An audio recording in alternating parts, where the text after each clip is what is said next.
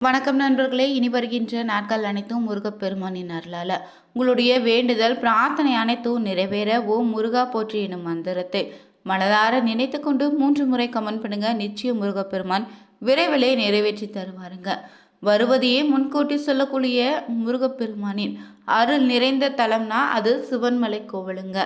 இங்கு அப்படி என்ன சிறப்புன்னு நீங்க கேட்கலாம். ஏன்னா இங்கு ஆண்டவன் பார்த்தீங்கன்னா தன்னுடைய பக்தர் கனவுல குறிப்பாக பொருள் உணர்த்துவார். வந்த நபரும் அடுத்த நாள் பார்த்தீங்கன்னா கோவில் நிர்வாகத்திடம் வந்து சொல்லுவாங்க. அவர் சொன்னது உண்மையான தெரிஞ்சுக்கொள்ள கோவில் நிர்வாகிகள் முருகனின் முன்னாடி பூ போட்டு கேட்பாங்க. அதில் முதல் எடுப்பிலே வெள்ளை பூ வந்துச்சுன்னா அருள் வந்து சொன்னவர் பொருள் மாற்றப்பட்டு அதற்கான சிறப்பு பூஜைகள் செய்யப்படுங்க. தொடர்ந்து ஆண்டவன் உத்தரவு பெட்டியில் வைக்கப்படும். இந்த பொருளால் பல்வேறு காலங்களில் பல்வேறு நல்ல மாற்றங்கள் நிகழ்ந்திருக்கு. தற்போது ஆண்டவன் உத்தரவு பெட்டியில் பார்த்தீங்கன்னா மங்களகரமான 4 பொருட்கள் வைத்திருக்காங்க. மஞ்சள் பிள்ளையார், அருகம்புல், எலுமிச்சை, வெற்றிலைன்னு வச்சுருக்காங்க. அதனால் இந்த நேரத்தில் பார்த்தீங்கன்னா மங்களகரமான நிகழ்ச்சிகள் பல காத்திருக்குன்னு எதிர்பார்க்கலாம். அந்த வகையில் இந்த நேரத்தில் 5 ராசிக்காரர்களுக்கு மிகப்பெரிய ராஜயோகன்னு சொல்லக்கூடிய குபேர யோகத்தை அனுபவிக்கக்கூடிய ராசிக்காரர்கள் யார் யாருன்னு தான் இந்த பதிவில் பார்க்க இருக்கோம். மேலும் நீங்கள் புதியவராக இருந்தீங்கன்னா மறக்காமல் பெல் இருக்க பைமை சேனலை சப்ஸ்கிரைப் பண்ணிவிட்டு கூடவே இருக்க பெல் பட்டனை கிளிக் பண்ணிக்கோங்க. தனிப்பட்ட முறையில் உங்கள் ஜாதக ரீதியாக இருக்கக்கூடிய பிரச்சனைக்கு சரியான ஒரு பரிகாரத்தை பெற்றுக்கொள்ள வீடியோவில் பார்த்தீங்கன்னா டிஸ்கிரிப்ஷன் கீழே நம்பர் கொடுத்துருக்கோம். அந்த நம்பருக்கு நீங்கள் கால் பண்ணி தெரிஞ்சுக்கலாம். வாங்க நண்பர்களே, வீடியோக்குள்ளே போகலாம். இந்த முருகப்பெருமான் எங்கே அருள்பாலிக்கிறாங்கன்னு பார்த்தீங்கன்னா திருப்பூர் மாவட்டத்தில் காங்கேயத்துக்கு அருகே இருக்கக்கூடிய சிவன்மலையில் தாங்க சுப்பிரமணிய ஆலயம் அமைந்திருக்கு. இங்கு தோரட்டி மரம் தல விருட்சமாக இருக்குது. மேலும் இந்த ஆலயத்தை பற்றினா திருப்புகழில் அருணகிரிநாதரும் பாடல் பாடியிருக்காரு. 14 சித்தர்களில் ஒருவராக இருந்த சிவவாக்கிய சித்தர் இந்த மலையில் தங்கியிருந்து முருகப்பெருமானுக்கு கோவில் எழுப்பி வழிபட்ட தலங்க. அதனால்தான் இந்த ஆலயத்துக்கு இவருடைய நினைவாகவே இந்த மலைக்கு சிவன்மலைன்னு பெயரும் வந்திருக்கு. மேலும் இந்த ஒரு கோவில் பார்த்தீங்கன்னா சிவன் திரிபுரத்தை அளிக்க மேருமலையை வில்லாக பயன்படுத்திய போது அதிலிருந்து சிதறிய ஒரு சிறு பகுதி தான் சிவன்மலைன்னு பார்வதி அகத்தியர்னு சிவனை நோக்கி தவம் செய்த தலன்னு.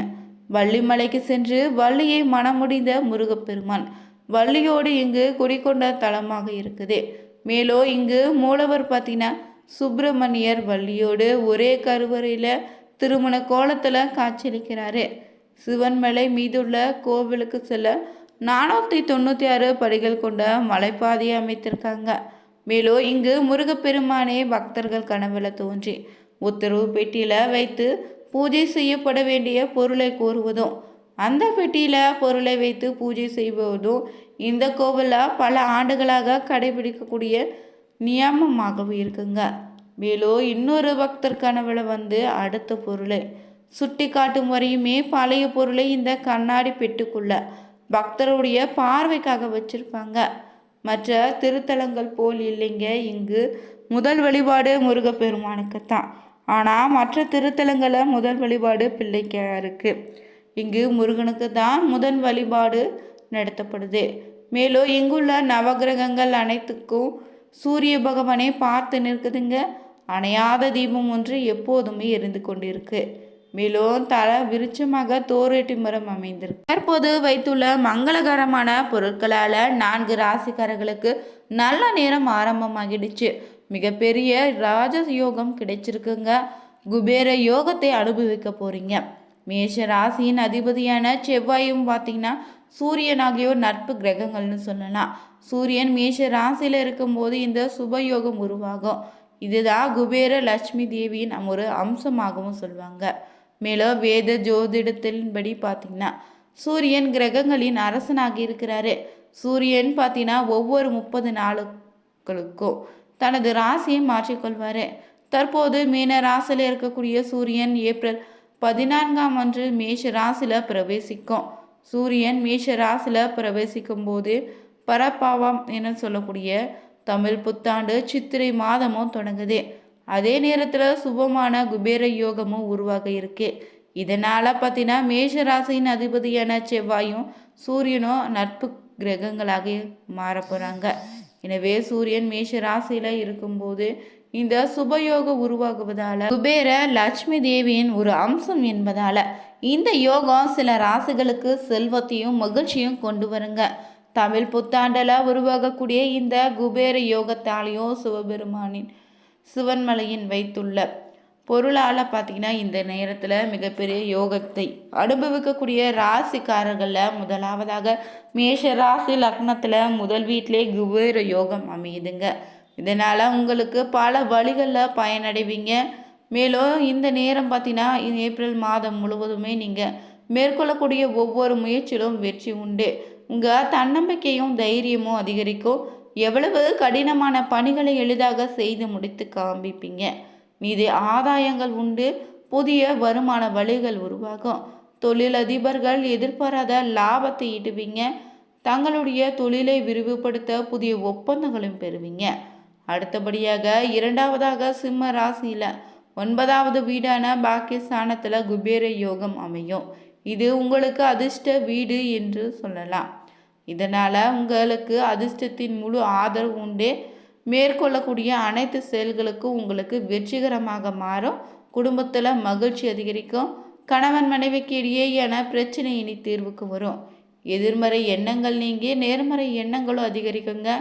நீங்கள் எதிர்கொள்ளக்கூடிய சூழ்நிலையினா சவால்கள் எவ்வளவு கடினமாக இருந்தாலும் அவற்றை சமாளிக்கக்கூடிய திறன் உங்களுக்கு இருக்குது.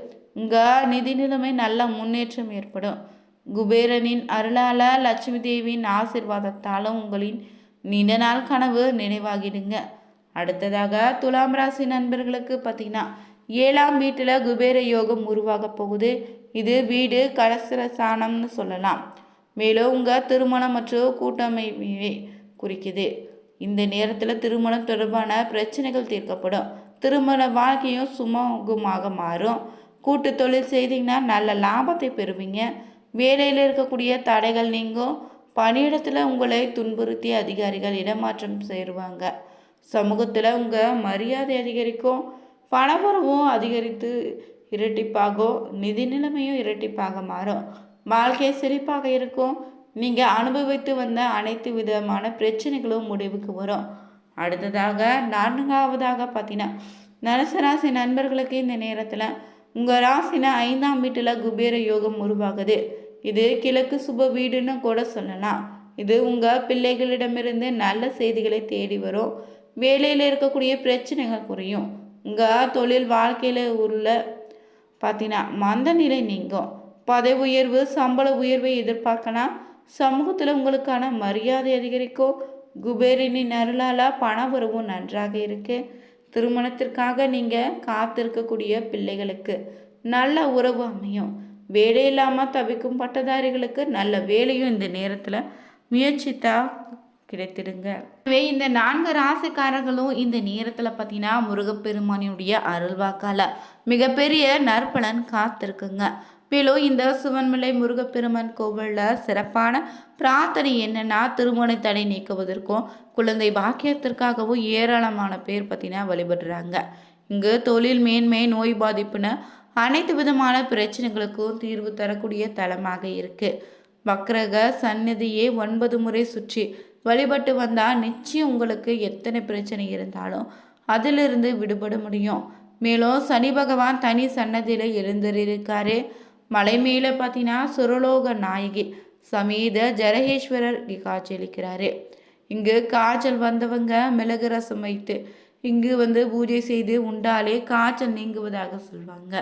மேலும் இங்கு மற்ற திருத்தலங்கள் போலிங்க முதல் வழிபாடு முருகப்பெருமானுக்கே.